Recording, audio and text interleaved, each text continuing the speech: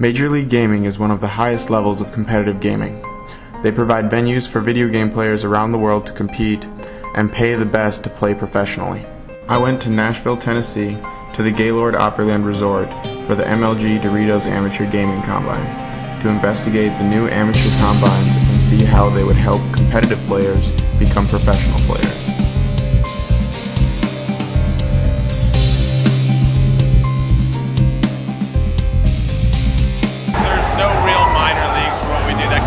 Online, and they're amateur players, but all these guys compete at a high level. And the idea behind the combine was to create a clear path to going pro. So every sport or every competitive activity has a different route for players to get recognized and to get picked out and increase their proficiency in their sport. One such team was Lowland Lions. They came all the way from Amsterdam to compete at the combine. We've kind of reached the maximum of what we could do in Europe. So the goal was kind of to see, we went to Orlando and we didn't place as well, we just didn't have a tournament. So the goal was to come here, measure our strengths against the best amateur teams, and then kind of see where we can go from there on. And obviously the goal is eventually to get the top 16 spot. A top 16 spot on the MLG Pro Circuit would earn Lowland Lions the title of professional gamers, but they would have to make it through the rigorous field of amateurs first in order to gain free entry to compete at the next Pro Circuit event. They ended up finishing in the top 24 out of about 250 teams. Certainly a good run, but not quite professional yet. For teams like Lowland Lions, the Combine is a chance to gain team experience while also getting the potential of being scouted by a pro team. The way I kind of see it is AAA. You know, you still get your scouts to come out there. We have pros. I'm seeing some kids who are definitely top 16 material, so it's kind of awesome. I guess AAA baseball would be the best way to go about it.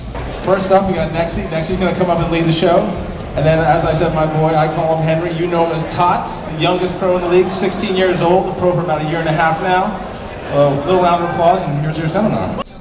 In addition to giving the competitors a chance to hone their skills against each other, several seminars were put on by present and past pros in order to help amateur players improve their game. Beyond the seminars, the competitors also had a chance to improve by being evaluated by the pros. If a pro saw potential in a player, they would receive a sticker which granted them access to an evaluation.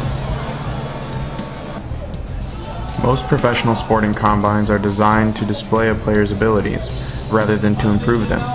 So if this event is made to help amateurs improve their abilities, why call it a combine?